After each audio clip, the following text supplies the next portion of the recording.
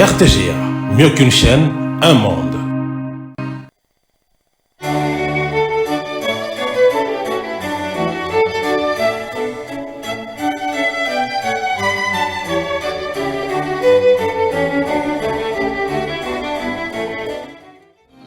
Ce journal vous est offert par Tango Protection. Illico Cash, ma banque mobile.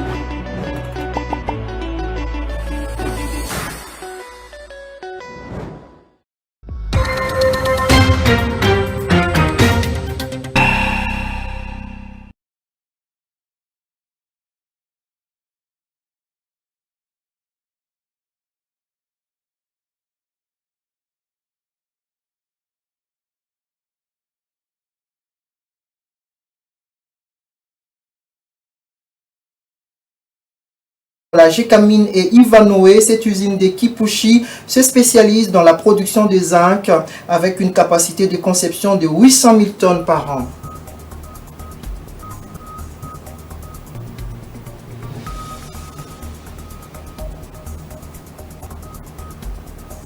Clôture ce dimanche 17 novembre 2024 à Goma de la 10e édition du Festival Amani. Pour cette dernière journée, ce sont les groupes traditionnels et modernes qui ont été sur scène pour vendre la culture congolaise.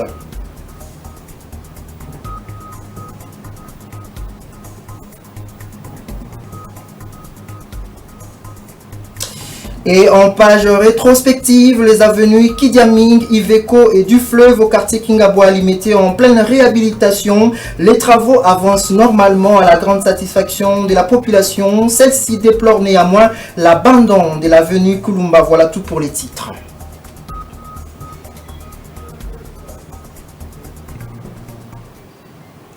Merci d'être avec nous. En visite de travail dans le Haut-Katanga, le président Félix Tshisekedi a procédé ce dimanche 17 novembre à l'inauguration de la nouvelle usine de la compagnie minière Kiko à Kipushi, située à 30 km de Lubumbashi, fruit d'un partenariat entre la Gécamine, société étatique, et Ivanhoe Mine, société privée. L'usine de Kipushi se spécialise dans la production de zinc avec une capacité de conception impressionnante, je vous l'ai dit en titre, de 800 000 tonnes par an. Les gisements des Kipushi réputés pour leur teneur exceptionnelle en zinc, cuivre, germanium, argent et plomb figurent parmi les plus riches au monde. Dans son discours au Stade Concorde, le chef de l'État Félix Tshisekedi a salué les avancées très significatives du programme de développement des 145 territoires et invite la jeunesse d'emboîter les pas. Suivez l'extrait du discours du chef de l'État choisi pour vous par Elvis Ebama Mokamba.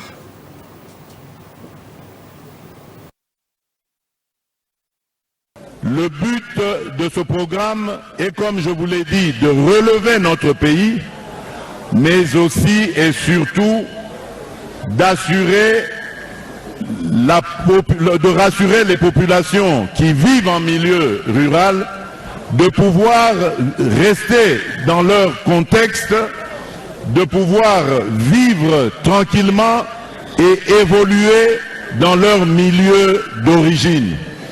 Nos jeunes ont beaucoup migré, nos jeunes sont partis vers plusieurs destinations et souvent d'ailleurs pour aucun résultat essentiel. Voilà pourquoi nous voulons vous doter des moyens à travers ce programme pour que vous restiez dans votre milieu naturel, que vous y évoluez normalement, que vous ayez accès à l'éducation, aux soins de santé et même au travail en évoluant dans votre propre milieu. C'est comme ça que nous arriverons à développer la République démocratique du Congo, ce pays cher à nos cœurs et qui est attendu par l'Afrique tout entière comme un espoir de son développement. Vous devez toujours l'avoir à l'esprit. Notre pays, qui est situé au cœur de l'Afrique et qui est doté de tant d'atouts, de tant de potentialités, est un espoir pour l'Afrique. Voilà pourquoi nous vous préparons, vous, nos jeunes, pour que demain, vous soyez ces exemples et que vous constituez ce moteur que l'Afrique attend pour son relèvement. Et il faut savoir que lors de son meeting à Lubumbashi, chef-lieu de la province du Haut-Katanga, le chef de l'État qui a manifesté sa ferme volonté de la révision de la Constitution a par ailleurs souligné que l'opposition cherche à manipuler la population en brandissant les spectres du troisième mandat. Allégation rejetée en bloc par l'opposition. Prince Epenge, cadre de la Mouka, annonce pour sa part la vulgarisation de la campagne contre le changement de la Constitution. Suivez-le au téléphone de Nana Bwanantumba. Pour nous, la Mouka, pour nous, ADD Congo, c'est la vie du peuple qui compte. Brandir des poursuites judiciaires, mais il ne fait peur à personne. Les raisons qu'il avance pour vouloir changer la Constitution ne tiennent tout simplement pas debout. La Constitution congolaise du 18 février 2006 a été rédigée à Kisangani par des Congolais, appuyée par des extraits de l'étranger comme de l'intérieur. Et cette Constitution a été adoptée au Sénat et à l'Assemblée nationale, les deux chambres du Parlement congolais, et validée au référendum par le peuple. Quant à nous, la Mouka, il n'y aura pas de troisième mandat. Dynamiter l'article 220 de la Constitution, ça n'arrivera tout simplement pas. Mettre en garde ceux qui manipulent la population. Ce sont des propos à désorienter. Nous sommes déterminés. Depuis Bruxelles, où je me trouve, nous mobilisons à l'extérieur, comme nous avons commencé à mobiliser au Congo, et la campagne « Changeons Félix Tshisekedi » et non la Constitution, je suis en train de la poursuivre ici à Bruxelles. Et des propos rejetés par Fedi Mukendi Kabengele, secrétaire national en charge de communication, médias et réseaux sociaux du parti Union pour les valeurs tshisekedistes UVT. Il invite l'opposition de ne pas manipuler la population avec de buzz sur les réseaux sociaux. Fedi Mukendi rappelle également à Martin Fayulu et à Prince Epenge que l'article 218 donne le pouvoir au président d'initier les processus de la révision de la Constitution. Suivez ces propos au micro d'Elvis Ebama Mokamba. Vous savez que ces amis de l'opposition sont très forts seulement dans les médias. Mais sur le terrain, ils n'ont rien. Et dit Félix Tshisekedi, on va appeler notre peuple. Comment s'appelle ce peuple de Prince Epenge? ADD Congo a combien de combattants ou de membres? La Mouka est déjà dépiécée. Félix Tshisekedi a parlé devant 2 milliers de Congolais, à Kisangani comme à Lubumbashi. Et ceux-là approuvent la révision constitutionnelle. Bien sûr, il peut dire, nous allons lutter contre la révision constitutionnelle. Quel est l'article de la Constitution qui interdit que la Constitution soit révisée? Il va s'appuyer sur quelle disposition constitutionnelle? C'est de l'arbitraire. C'est juste que Prince Epenge veut faire savoir aux gens qu'il est en Belgique.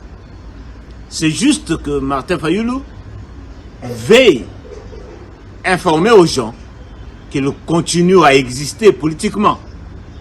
Mais en réalité, ils ne sont pas capables de réunir même 1000 personnes sur la rue.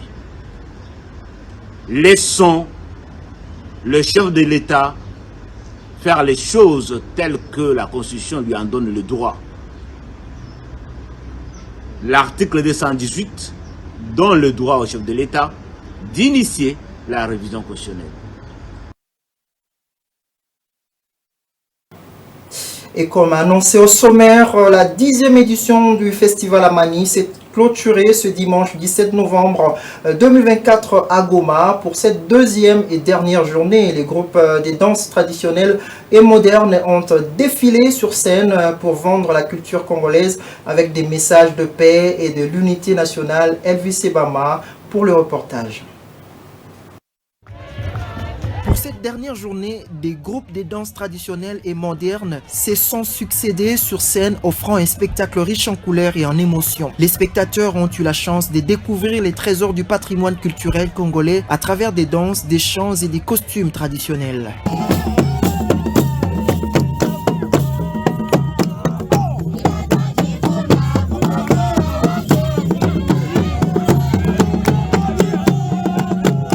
Au-delà de son aspect culturel, le festival Amani s'est révélé être un véritable lieu de rencontre et d'échange. Aujourd'hui, c'est le deuxième jour et je suis content d'être là. Et ce qui me plaît ici au festival est que j'ai vu beaucoup de gens que j'avais vus il y a vraiment longtemps, des amis de l'école secondaire, des amis de l'école primaire, de l'université. Je vois déjà avec qui on s'est perdu de vue depuis des années et c'est ça le festival Amani aussi. Sans le festival, je ne pouvais pas voir mes amis que j'avais vus il y a longtemps. Ce sont de rares occasions où on se rencontre avec des gens qu'on a aimés, qu'on a connus et qu'on aimerait revoir. Depuis sa création, le festival Amani s'est affirmé comme un événement incontournable dans le paysage culturel de la région des Grands Lacs. Cette année encore, il a rassemblé des milliers de festivaliers venus de tous les horizons pour partager des moments de convivialité et de célébration. Ce festival est non seulement un hommage à la richesse des traditions congolaises, mais aussi une plateforme pour renforcer les liens entre les communautés. La première ministre Judith Suminwa Tuluka arrive ce week-end à Ottawa en vue de redynamiser et réchauffer les relations entre la RDC et le Canada, en particulier dans les secteurs économiques. La chef du gouvernement congolais va participer donc à la conférence Africa Accelerating 2024 qui va se tenir dans la capitale canadienne à l'initiative de la Chambre commerciale Canada-Afrique avec l'appui du gouvernement canadien. La dite conférence ouvre ses portes donc ce lundi 18 novembre 2024 par le discours inaugural du Premier ministre canadien Justin Trudeau, porté plus haut encore la voix de la RDC après Bakou. La première ministre va notamment présenter les innombrables opportunités d'investissement dans son pays aux entrepreneurs canadiens et aux différentes délégations présentes à cette conférence. Et puis la RDC va assumer pour un mandat de 2 ans la présidence d'Africa Rice, un instrument de l'Union africaine visant la transformation du système agroalimentaire du riz. Le ministre de la Recherche scientifique Gilbert Kabanda Kouringa l'a révélé après avoir représenté son pays, la RDC, aux travaux pour garantir la sécurité alimentaire en Afrique. Suzy Kibiro-Marie nous en parle. Parmi les recommandations de la 33e session ordinaire d'African Rice tenue pendant 3 jours à Antananarivo au Madagascar, on note que la République démocratique du Congo, à travers le ministère de la Recherche scientifique et Innovation technologique, occupera la présidence pour un mandat de 2 ans de cet instrument de l'Union africaine qui a porté sur la nécessité de respecter les engagements pris en faveur de l'autosuffisance en riz grand à la transformation des systèmes agroalimentaires basé sur le riz. Un sentiment de devoir accompli et une fierté pour Gilbert Kabanda Kouringa, ministre de la Recherche scientifique qui a représenté le Congo démocratique à ses assises. Le signe de l'autosuffisance en riz, objectif que nous devons atteindre en définissant d'abord une bonne politique du riz. À travers Africa Rice, nous sommes en mesure de remodeler l'Union africaine parce que nous aurons un tronc commun, une base commune, l'alimentation qui est, comme vous le savez très bien, le premier besoin de l'homme. Avant la 33e session ordinaire d'Africa Rice, le ministre de la Recherche scientifique et Innovation technologique était à Sochi où il a participé à la signature d'un accord de partenariat entre la Russie et la République démocratique du Congo dans divers domaines.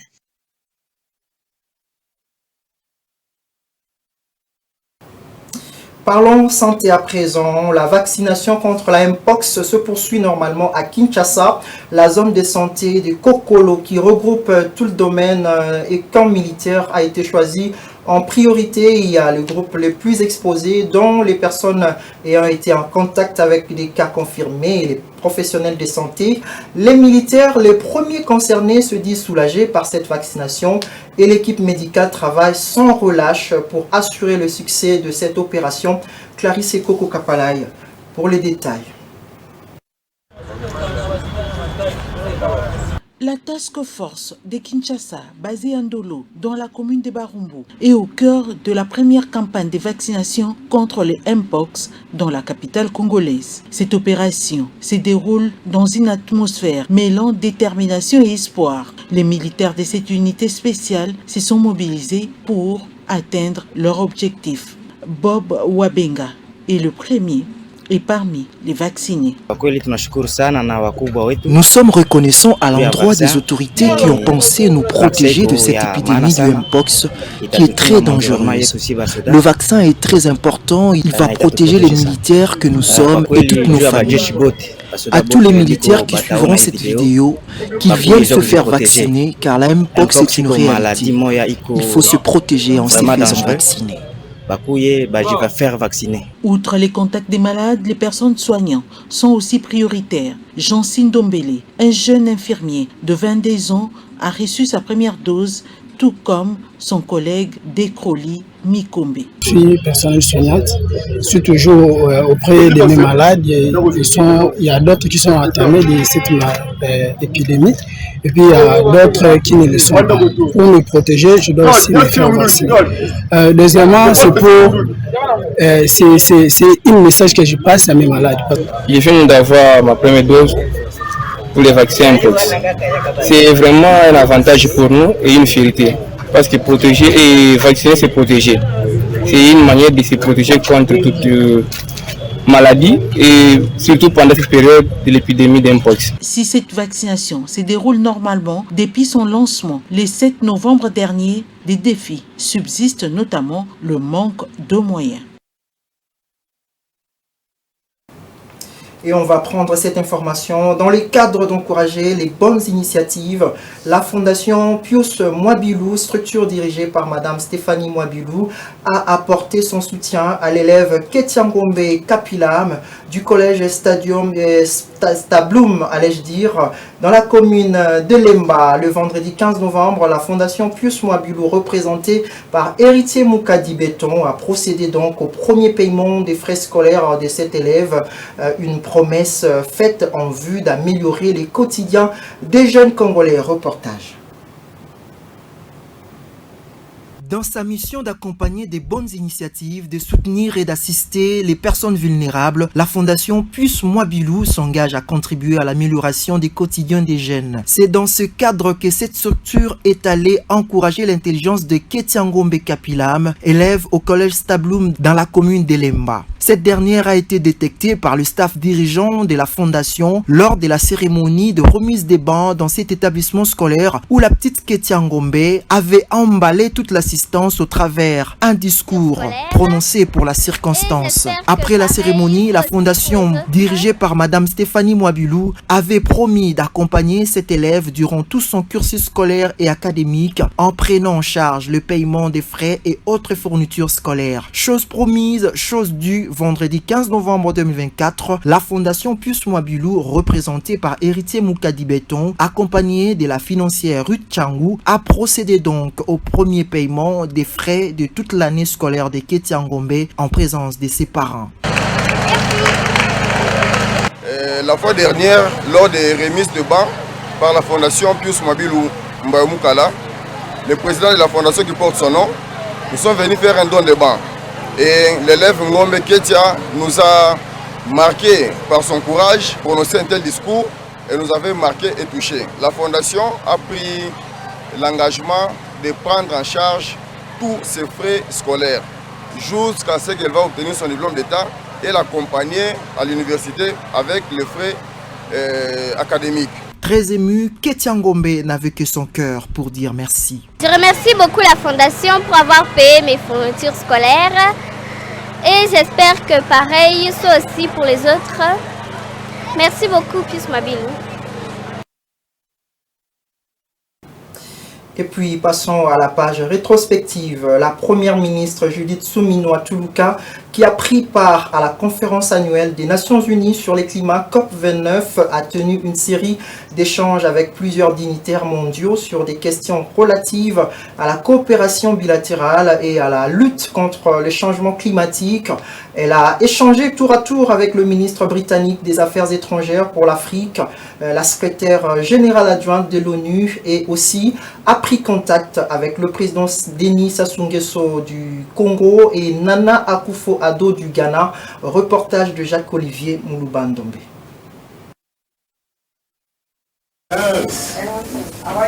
La première ministre a reçu en audience M. David Lammy MP, ministre britannique des Affaires étrangères pour l'Afrique. Les échanges entre les deux autorités ont porté sur le renforcement de la coopération et des relations bilatérales entre le gouvernement du Royaume-Uni et de la RDC, notamment la collaboration dans la lutte contre le changement climatique et pour la protection des forêts, la promotion des partenariats gagnant-gagnant en matière de commerce ainsi que de voies de résolution du conflit dans l'est de la RDC. L'échange s'est conclu sur des propositions concrètes pour engager un certain nombre d'activités concrètes, y compris l'appui à la RDC pour faire valoir son rôle de pays solution à la COP30 de Belém au Brésil à la fin de l'année 2025. Dans la même veine, la première ministre a été reçue par la secrétaire générale adjointe des Nations Unies en charge du suivi de la mise en œuvre des engagements pris dans le cadre des négociations sur le climat. Les échanges entre les deux personnalités ont permis de faire le point sur les enjeux des négociations de Bakou COP29 et les points critiques qui intéressent la RDC dans son profil de pays solution. En substance, les discussions entre Judith Suminwa Tuluka et Noura Amladji ont permis de mobiliser le soutien de l'équipe climat des Nations Unies pour appuyer la RDC dans au moins 3 volets critiques pour lui permettre de se présenter en vrai champion à la COP de Belém dans le nord du Brésil. Il s'agit notamment d'aider le pays à mieux articuler la contribution déterminée à l'échelle nationale et de la finaliser avant la COP30, de permettre à la RDC de s'approprier des mesures d'application de l'article 6.4 validé à la COP29 le lundi 11 novembre 2024 visant à rendre opérationnel le marché de carbone et à la RDC de mettre son potentiel en valeur, de soutenir le pays à mieux affiner son plan d'adaptation. Tous ces instruments sont des conditions essentielles pour le positionnement stratégique du pays dans les négociations sur le climat. La chef du gouvernement congolais a aussi pris contact avec le président du Congo-Brazzaville, Denis Sassou Nguesso, dans un contexte où la coopération en bilatérale entre les deux pays frères séparés par le fleuve Congo se porte bien. En outre, elle a pris contact avec le président du Ghana, pays dont la RDC envisage des liens diplomatiques encore plus forts. On boucle cette page rétrospective à Kinshasa où les travaux de réhabilitation des avenues Kidiaming, Iveco et du fleuve au quartier Kingabwa dans la commune des Limité vont bon train à la grande satisfaction des habitants du coin et des usagers qui saluent l'initiative des autorités urbaines. Cependant, cette dynamique positive est assombrie par la situation de l'avenue Kulumba qui demeure dans un état d'abandon. Elvis Sebama pour le constat. Les efforts déployés par l'autorité de la ville de Kinshasa, Daniel Bumba, pour réhabiliter les avenues Kidiamingi, Iveco et du fleuve situés au quartier Kingabwa dans la commune de Limité sont salués par les habitants de cette municipalité et des usagers. Ces artères délimitées vont permettre l'amélioration considérable de la circulation. Moi, j'apprécie ça.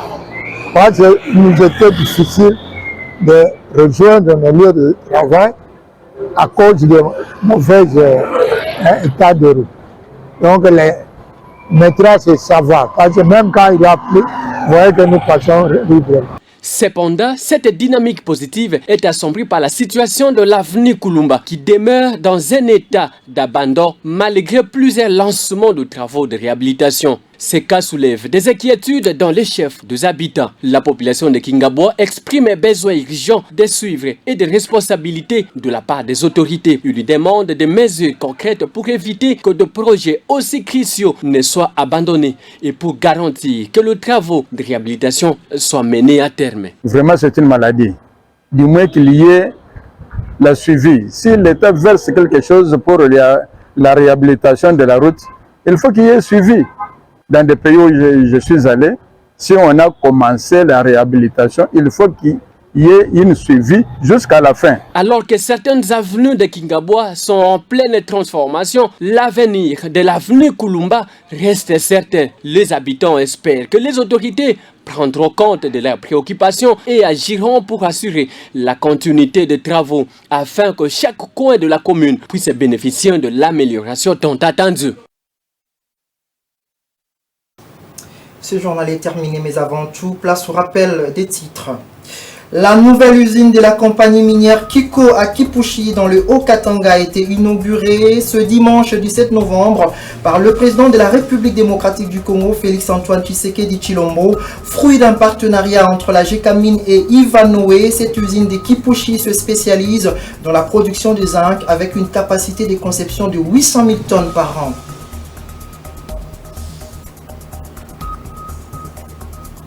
Clôture ce dimanche 17 novembre 2024 à Goma de la 10e édition du festival Amani. Pour cette dernière journée, ce sont les groupes traditionnels et modernes qui ont été sur scène pour vendre la culture congolaise.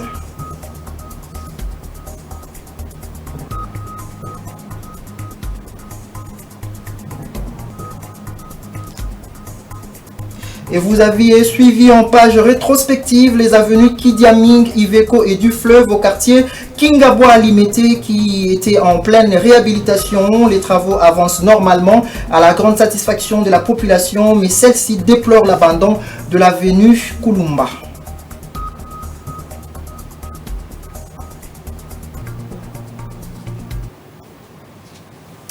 Et c'est la fin complète de ce journal. Merci à vous tous d'avoir suivi. Restez avec nous.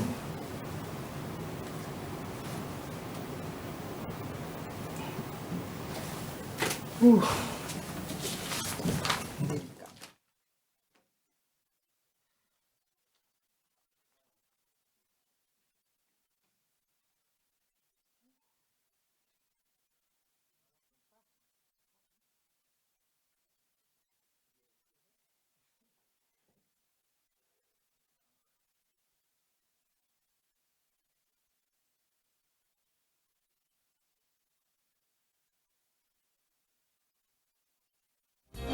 Ce journal vous a été offert par Tango Protection.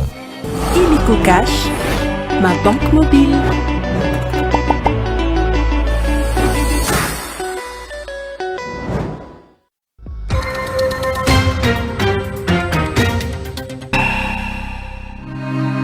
RTGA, mieux qu'une chaîne, un monde.